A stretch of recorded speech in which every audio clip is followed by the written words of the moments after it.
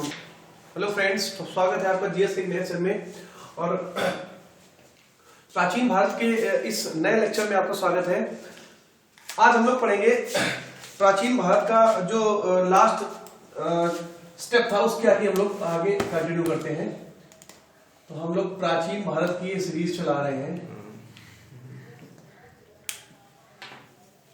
ठीक है। प्राचीन भारत के स्रोत में हमने 3 प्रकार के स्रोत पढ़े थे: पुरातात्विक स्रोत, साहित्यिक स्रोत। और पुरातात्विक साहित्यिक के साथ विदेशी जो यात्री भारत आए हैं उन्होंने क्या क्या एनालिसिस किया और क्या क्या अपने उन्होंने प्रोस्पेक्ट दिए, उसके संदर्भ में हम लोग बात कर रहे हैं। तो पहला स्रोत था प्राचीन भारत की। अगर हम स्रोतों की बात करेंगे तो पहला स्रोत था हमारा पुरातात्विक, दूसरा स्रोत था हमारा साहित्यिक है ना, और तीसरा स्रोत था विदेशी यात्री, है ना। तीसरा स्रोत था हमारा विदेशी यात्रियों के विवरण, है ना, विदेशी यात्रियों के विवरण। तो इसमें पुरातात्विक स्रोत हम लोगों का कंप्लीट हो चुका था। पुरातात्विक स्रोत के अंतर्गत हम लोगों ने अभिलेख पढ़े थे, अभिलेख के बाद सिक्के पढ़े थे, सिक्के के बाद मूर्तियां, इमारत, स्मारक, है ना, शैलियां वगैरह पढ़ी थी। जैसे हमने आपको स्मारक और भवन में 2 चीजें बताई थी, द्रविड़ शैली और नागर शैली, है ना। तो द्रविड़ शैली जो दक्षिण भारत था वहां पे प्रचलित थी, और नागर शैली जो थी वो उत्तरी भारत के इलाकों में प्रचलित थी। उसके बाद वेशर शैली का भी विकास हुआ, है ना। और आगे चल के जो मूर्तियां बनी थी, तो मूर्तियां जो थी वो मिट्टी की मूर्तियां बनाई जाती थी। ये प्रायः कुषाण काल में प्रचलित हुई। कुषाण काल में इनका ज्यादा फोकस देखने को मिला। कुषाण काल हमारा कुडुल कण से संबंधित है, और कनिष्क इसका सबसे प्रतापी राजा था। इसके बाद अभिलेख की बात अगर हम करते हैं तो अभिलेख में भारतीय अभिलेखों का जो विकास था वो अशोक ने शुरू कराया था। टी पेन थेलर और जेम्स प्रिंसेप 1837 में शुरू किया था इसने। और इसकी जो लिपि थी वो ब्राह्मी थी, और भाषा थी वो प्राकृत थी। देखो, लिपियां 2 प्रकार की होती थी, ब्राह्मी लिपि और खरोष्टी लिपि। ब्राह्मी लिपि जो थी वो बाएं से दाएं की ओर लिखी जाती थी, और खरोष्टी लिपि दाएं से बाएं की ओर लिखी जाती थी। प्रायः अफगानिस्तान का जो आज का एरिया है उसमें खरोष्टी लिपि के अभिलेख मिले थे। और अशोक के जो अभिलेख है वो टोटल 14 अभिलेख थे, और 14 अभिलेख में मास्की गुर्जरा जो अभिलेख है, जो मास्की हो गया, इसके बाद गुर्जरा हो गया, इन अभिलेखों में निट्टूर और उदगे गोलम, है ना, उदगे गोलम, इन चारों अभिलेखों में अशोक का नाम अशोक मिलता है। इसके अलावा पुराणों में अशोक का नाम अशोकवर्धन बताया जाता है। अशोक का नाम अशोकवर्धन बताया जाता है किसमें? पुराणों में। इसके बाद अगर बात आती है कि सबसे पहला अभिलेख जो था वो कौन सा था, तो बोगजकोई का था।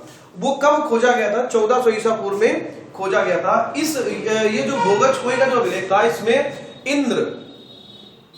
इंद्र हो गया, और इंद्र के साथ साथ वरुण हो गया, और नास्तिक आदि देवी देवताओं की मूर्तियां बनी थी।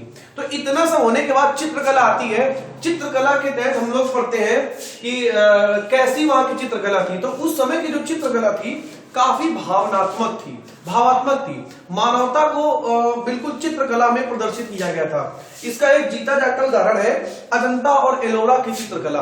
अजंता और एलोरा की गुफाएं महाराष्ट्र के औरंगाबाद में है, जिनको कृष्ण प्रथम ने बनवाया था। इसमें जैन, बौद्ध और हिंदू तीनों धर्म के देवी देवताओं की मूर्तियां बनी हुई है, और ऐसी मूर्तियां हैं कि जिनको देखकर मानवता उत्प्रेरित होने लगती है, मानवता बाहर आने लगती है ना। तो ऐसी जो चित्रकला थी, तो इससे भी हम लोग उसका उल्लेख करते हैं। और वहां पे जो चित्रकला थी माता और शिशु की, वो उसकी वजह से उसको ज्यादा उस पर फोकस किया गया, और उसको देखते हुए ये रिजल्ट निकाला गया कि उस समय का जो समय था वो वाला समय था जब प्राचीन भारत था, या अजंता एलोरा की गुफाओं में चित्र बनाए गए थे, तो बहुत ही भावात्मक और मानवता प्रेम वाला था। इसके बाद मिट्टी के बर्तन बसार से मिले थे, है ना। हड़प्पा मोहनजोदड़ो से मोहरें मिली थी, है ना। और मोहर मिलने से ये ज्ञान हुआ था कि उस समय के जो आदमी थे वो व्यापारी थे, है ना। तो ये हमारे हो गए पुरातात्विक स्रोत। तो पुरातात्विक स्रोत के बाद ये तो कंप्लीट हो गया था। इसके बाद आता है साहित्यिक स्रोत। साहित्यिक स्रोत के बारे में हम लोगों ने दो प्रकार से इसको डिवाइड किया था। साहित्यिक स्रोत को हम लोगों ने दो प्रकार से डिवाइड किया था। पहला था धार्मिक साहित्य, पहला धार्मिक साहित्य था, और दूसरा हमारा लौकिक साहित्य था। ठीक है, पहला धार्मिक साहित्य था, दूसरा लौकिक साहित्य था। ठीक है, अब देखो धार्मिक साहित्य के अंतर्गत, धार्मिक साहित्य के अंतर्गत हमने दो प्रकार की बातें आपको बताई थी। दो प्रकार की बातें थी, ब्राह्मण साहित्य और ब्राह्मणोत्तर साहित्य। ब्राह्मण धार्मिक साहित्य के अंतर्गत दो बातें थी, एक ब्राह्मण साहित्य और एक ब्राह्मणोत्तर साहित्य। ब्राह्मण और ब्राह्मणोत्तर साहित्य। ठीक है, और लौकिक साहित्य के अंतर्गत हमने आपको यह बताया था कि ऐतिहासिक ग्रंथ, जीवनियां, है ना, जीवनियां, ऐतिहासिक ग्रंथ और साहित्य वगैरह का चर्चा होती है। इसमें जो होती है जीवनियां, ऐतिहासिक ग्रंथ, इसके बारे में चर्चा की गई है। ठीक है, जबकि जितने भी वेद पुराण आदि है वो सब धार्मिक साहित्य में आते हैं। तो धार्मिक साहित्य के अंतर्गत हमने ये सब लास्ट क्लास में पढ़ा दिया था। धार्मिक साहित्य के अंतर्गत हमने ब्राह्मण साहित्य बताया था आपको, ब्राह्मण साहित्य। ठीक है, ब्राह्मण साहित्य के बारे में आपको जानकारी दी थी। ब्राह्मण साहित्य क्या था? तो ब्राह्मण साहित्य जो है वो सबसे प्राचीन, ब्राह्मण साहित्य का जो उद्गम है वो वेदों से हुआ है। सबसे प्राचीन वेद ऋग्वेद। देखो वेद चार होते हैं, ऋग्वेद, यजुर्वेद, सामवेद, अथर्ववेद। ऋग्वेद पढ़ने वाले को होत्र, और ऋग्वेद के बाद यजुर्वेद पढ़ने वाले को हम लोग बोलते हैं अथर्वयु। ठीक है, तो जो ब्राह्मण साहित्य था इसका स्रोत था हमारा ऋग्वेद। अब ऋग्वेद अगर साहित्य स्रोत था तो ऋग्वेद क्या था? तो ऋग्वेद संभवतः ये ऐसा मान्यता है, ब्राह्मण साहित्य की ऐसा मान्यता है कि ऋग्वेद ब्रह्मा के ओंठ से जो निकले, ब्रह्मा के होठ से या ब्रह्मा के मुख से जो भी वाणियां निकली उनको हम वेदों में लिखते हैं। जैसे कबीर के मुंह से जो निकला वो कबीर वाणी में है, ऐसे ब्रह्मा के मुंह से जो निकला था वो उसको वेद माना गया, वो वेदों में छप गया। ठीक है, तो सबसे पुराना वेद ऋग्वेद है ना। अब ऋग्वेद के बारे में हमने क्या पढ़ना है और क्या हमने आपको बताया था कि ऋग्वेद से ही ब्राह्मण साहित्य का जन्म होता है। अब ऋग्वेद में 10 मंडल है और 1028 सूक्तियां हैं। पहला मंडल और आखिरी मंडल सबसे लास्ट में जोड़ा गया। ठीक है, ऋग्वेद में पहला मंडल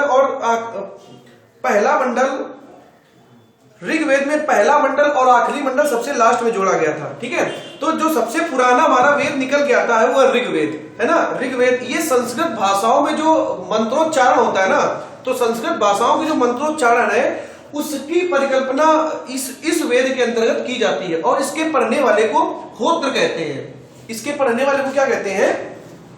होत्र कहते हैं। अब देखो इसमें जो ऋग्वेद है, इसमें जो ऋग्वेद है, ऋग्वेद से इसका उद्गम हुआ है, और ऋग्वेद में हमारे 10 मंडल है। ऋग्वेद में हमारे 10 मंडल है, और 10 मंडल के साथ साथ 1028 सूक्ति है। 1028 सूक्तियां हैं। 10 मंडल और 1028 सूक्तियां हैं किसमें? ऋग्वेद में। और ऋग्वेद होता है, वेद का मतलब होता है ज्ञान। ठीक है, और ऋग का मतलब होता है ऋचाओं, ऋचाओं का ज्ञान।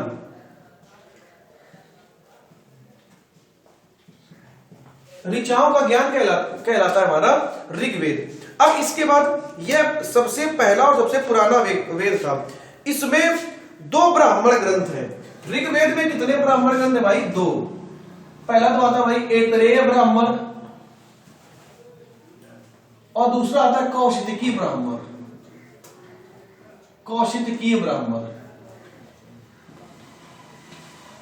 पहला आता है ऐतरेय ब्राह्मण, दूसरा आता है कौशितकी ब्राह्मण। और कौशितकी ब्राह्मण को बोलते हैं शंखानद।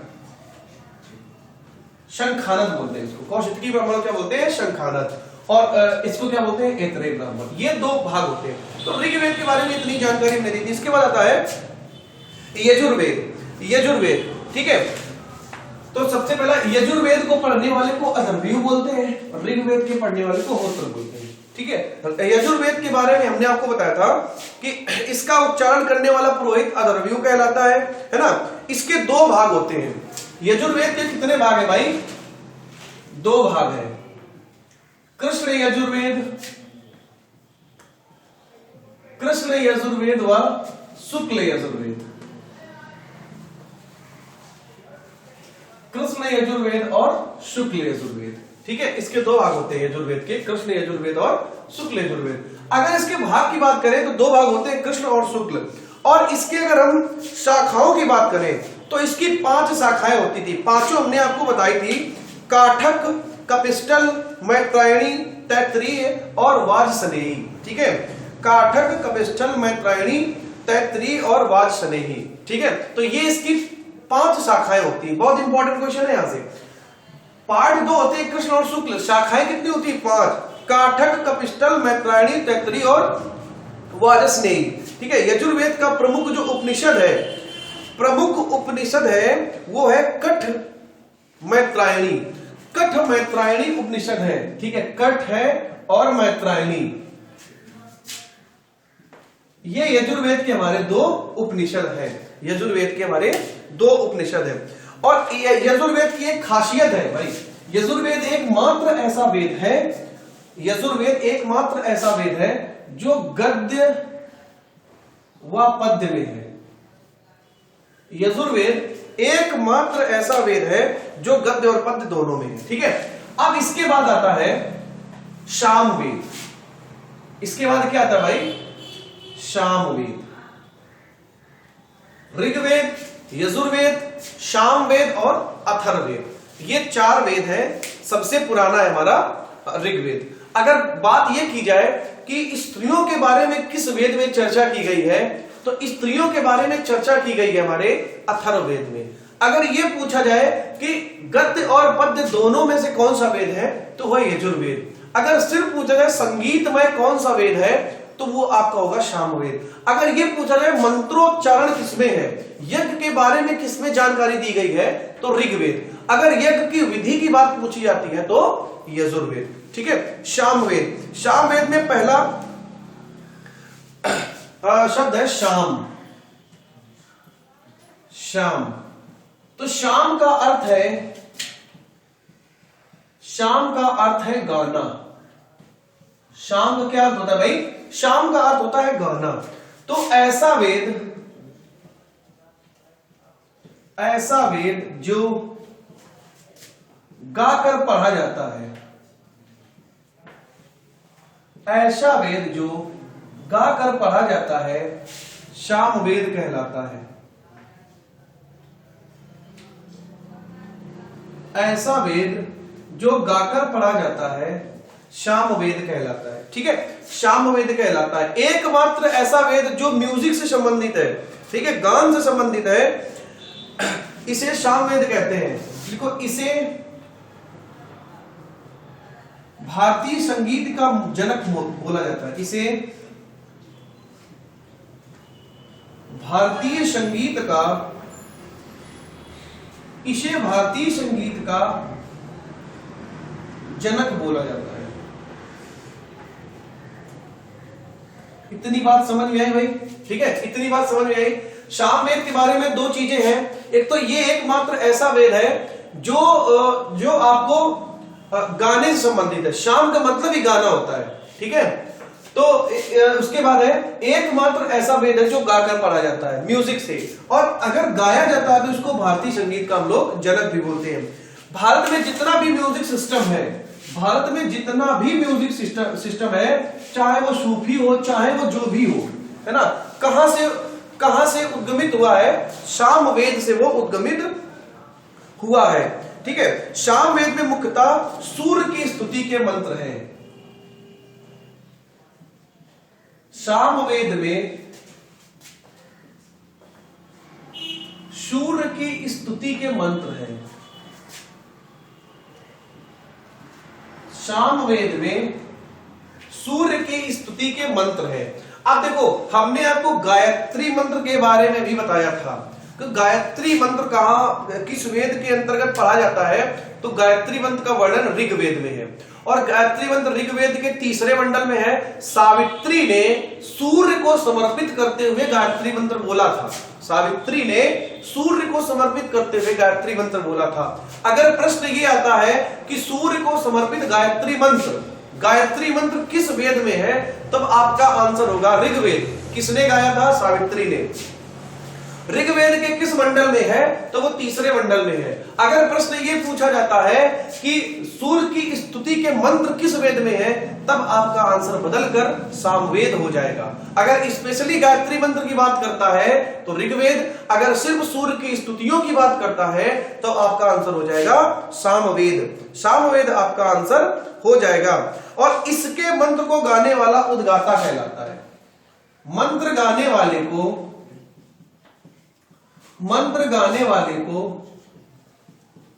उद्गाता कहते हैं। क्या कहते हैं भाई? उद्गाता कहते हैं।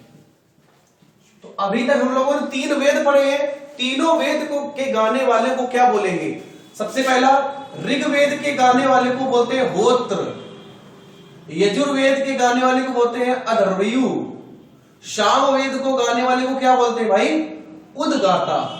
3 बातें क्लियर हुई। एक नंबर के ये प्रश्न पूछे जाते हैं कि ऋग्वेद के गाने वाले को होत्र, यजुर्वेद के गाने वाले को अधर्वयु, सामवेद के गाने वाले को उद्गाता कहते हैं। ठीक है। सूर्य की स्तुति किस वेद में है? सामवेद में। अगर सूर्य से संबंधित गायत्री मंत्र पूछा जाए तो गायत्री मंत्र आज आपका आ जाता है ऋग्वेद में। अब सामवेद में उपनिषद है छंदोग्य और जैमिनी। सामवेद के जो उपनिषद है, इसके उपनिषद जैमिनी, ठीक है, जो सामवेद के हैं इसके उपनिषद जैमिनी और छंदोग्य हैं। जैमिनी और छंदोग्य है। जैमिनी और छंदोग्य है। जबकि इसके पहले हमने जो यजुर्वेद पढ़ाया था उसके हमने आपको उपनिषद बताए थे कंठ और मैत्रायणी। कंठ और मैत्रायणी यजुर्वेद के उपनिषद थे और जैमिनी और छंदोग्य सामवेद के उपनिषद है। सामवेद के उपनिषद है। ठीक है। इसका मुख्य ब्राह्मण पंचविश है। इसका मुख्य ब्राह्मण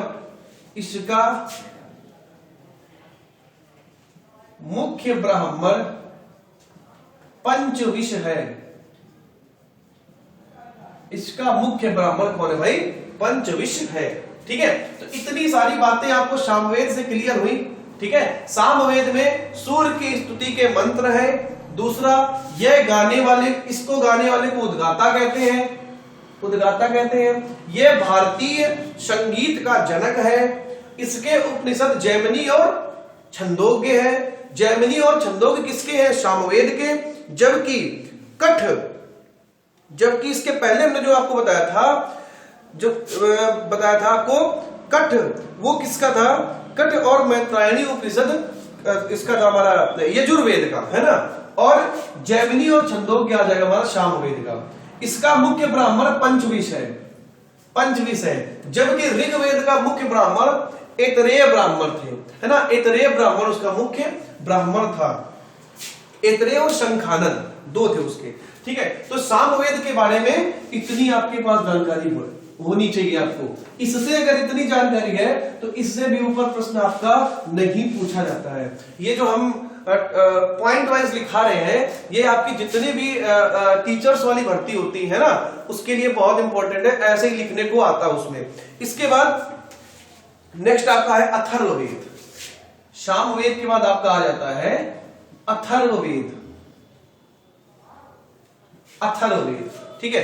तो अथर्ववेद क्या है? इसकी रचना सबसे बाद, अगर आपसे पूछा जाए सबसे नया वेद कौन सा है, तो सबसे नया वेद है अथर्ववेद। इसकी रचना सबसे बाद में हुई।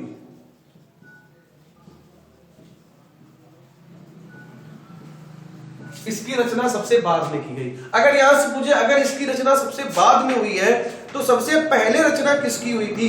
तो सबसे पहले रचना हुई थी ऋग्वेद की। ठीक है,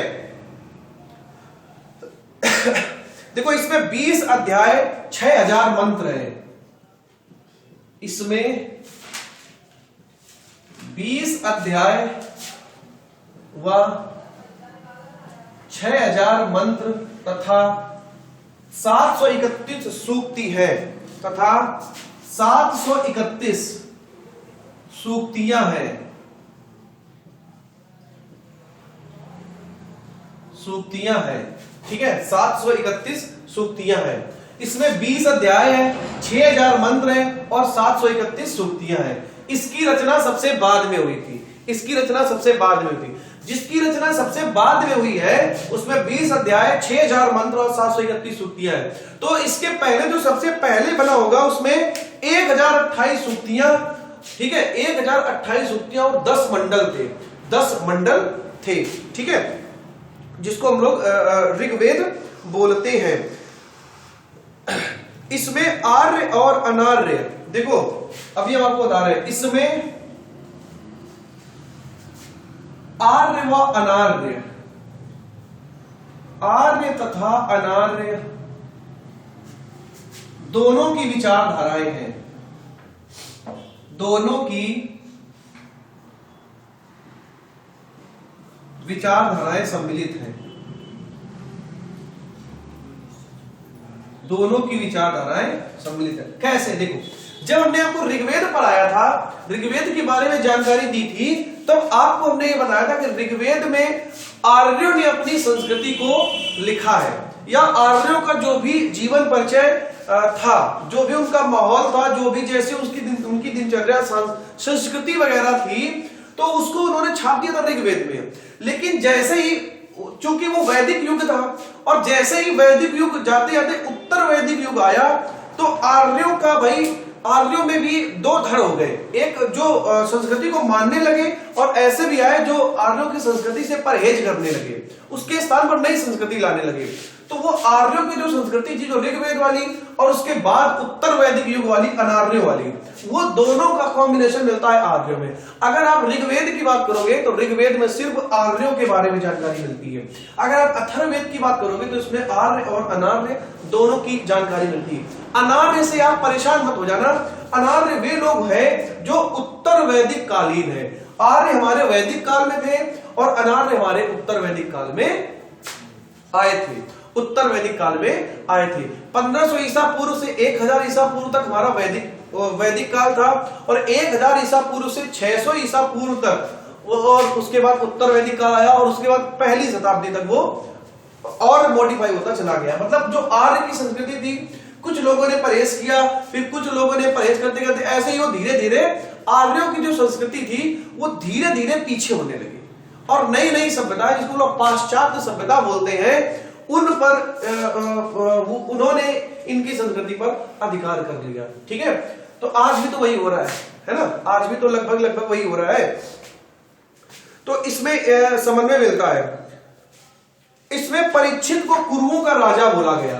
अथर्ववेद में परीक्षित को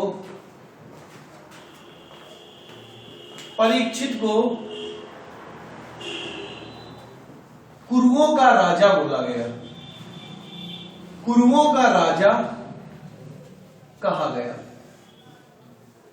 परीक्षित को कुरुओं का राजा कहा गया। तो अथर्ववेद के बारे में सबसे पहली जानकारी है, इसकी रचना सबसे बाद में हुई थी। अगर आपसे यह प्रश्न पूछा जाता है कि ऐसा कौन सा वेद है जो सबसे नया है, तो आपका आंसर होगा अथर्ववेद। सबसे पुराना ऋग्वेद। इसकी रचना सबसे बाद में हुई थी। इसमें 20 अध्याय, 6000 मंत्र और 731 सूक्तियां हैं।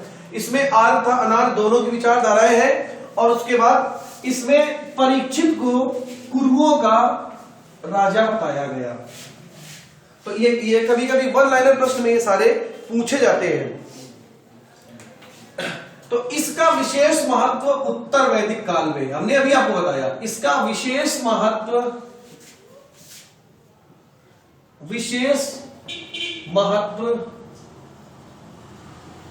उत्तर वैदिक काल में है।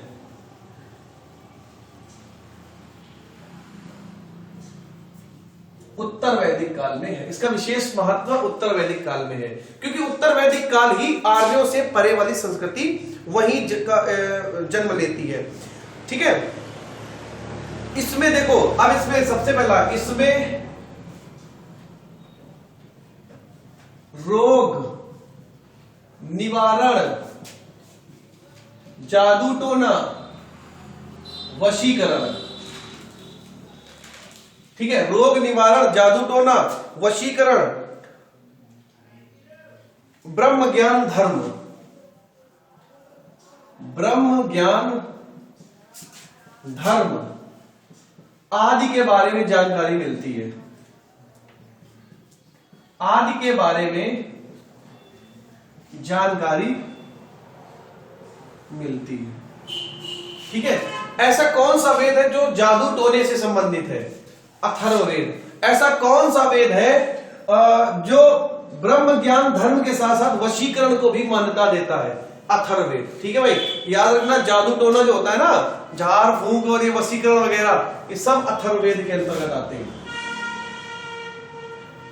अथर्ववेद के अंतर्गत इनका वर्णन मिलता है। ये मोस्ट इंपोर्टेंट क्वेश्चन है, जादू टोना और वशीकरण किसमें आते हैं? अथर्ववेद में। ठीक है, तो इसका विशेष महत्व उत्तर वैदिक काल में था और इसमें इसके बारे में जानकारी मिलती है। और इसका एकमात्र ब्राह्मण ग्रंथ गोपद है। इसका एकमात्र ब्राह्मण ग्रंथ गोपद है, मोस्ट इंपोर्टेंट, गोपद है। अब देखो, ब्राह्मण ग्रंथ की अगर आप बात करोगे, अगर आप ब्राह्मण ग्रंथ की बात करोगे तो सामवेद के ब्राह्मण ग्रंथ को क्या कहते हैं भाई? पंचविश। सामवेद का ब्राह्मण ग्रंथ पंचविश, ऋग्वेद का ब्राह्मण ग्रंथ ऐतरेय और शंखानद, और अथर्ववेद का ब्राह्मण ग्रंथ गोपद कहलाता है। बहुत अच्छे अच्छे प्रश्न है भाई, ये सब वन लाइनर ऑब्जेक्टिव पूछे जाते हैं। सबसे जो पुराना वेद है उसका ब्राह्मण ग्रंथ कौन कौन है भाई? ऐतरेय है, ऐतरेय ब्राह्मण, और शंखानद ब्राह्मण। शंखानद ब्राह्मण को कौशिकी ब्राह्मण बोला जाता है। इसके बाद आता है यजुर्वेद के बाद सामवेद। सामवेद का ब्राह्मण ग्रंथ है पंचविश। सामवेद के ब्राह्मण ग्रंथ को क्या कहते हैं भाई? पंचविश। और इसके बाद आता है अथर्ववेद। अथर्ववेद का एकमात्र ब्राह्मण ग्रंथ है जिसका नाम है गोपद। जिसका क्या नाम है भाई? गोपद। ठीक है, तो अथर्ववेद का एक भाग ब्राह्मण ग्रंथ गोपद है, और अथर्ववेद में ही जादू टोना वशीकरण के बारे में, रोग निवारण, धर्म ज्ञान आदि के बारे में जानकारी मिलती है। ठीक है, जानकारी मिलती है। अब देखो, अथर्ववेद का एक तो गोपद ब्राह्मण हो गया, गोपद ब्राह्मण हो गया। अब अथर्ववेद के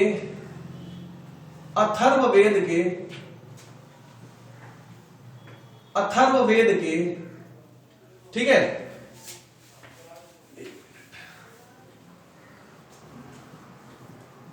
अथर्ववेद के उपनिषद, अथर्ववेद के उपनिषद, अथर्ववेद के उपनिषद क्या क्या है? क्या क्या अथर्ववेद के उपनिषद है? हमने इसके पहले आपको बताया था ऋग्वेद के उपनिषद, है ना, ऋग्वेद के बाद यजुर्वेद के उपनिषद। अब हम लोग पढ़ रहे हैं अथर्ववेद के उपनिषद। अथर्ववेद के उपनिषद में है मुंडकोपनिषद, प्रश्नोपनिषद, है ना, इसके उपनिषद है मुंडकोपनिषद,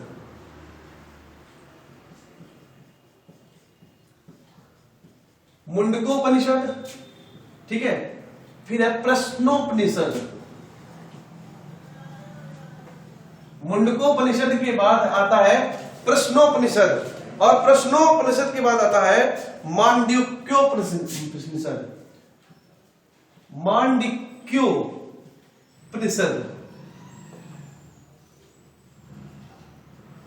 मांडुक्योपनिषद। 3 उपनिषद है भाई।